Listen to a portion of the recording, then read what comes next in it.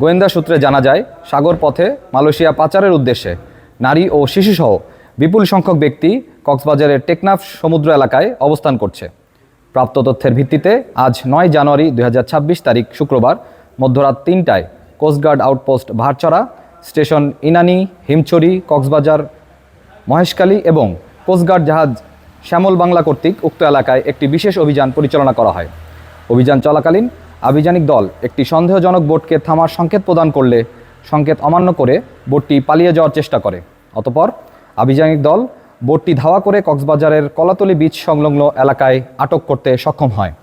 পরবর্তীতে আটককৃত বোটে তল্লাশি চালিয়ে মালয়েশিয়ায় পাচারকালে নারী ও শিশুসহ 20 জন ভুক্তভোগীকে উদ্ধার এবং 5 জন মানব পাচারকারীকে আটক করা হয়।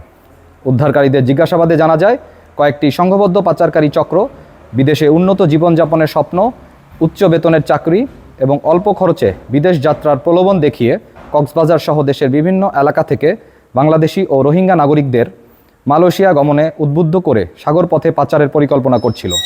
উদ্ধারকৃত ব্যক্তি ও আটককৃত মানব পাচারকারীদের পরবর্তী আইনানুগ কার্যক্রম প্রক্রিয়াধীন রয়েছে। মানব পাচার রোধে বাংলাদেশ কোস্টগার্ড ভবিষ্যতেও এ ধরনের অভিযান অব্যাহত রাখবে।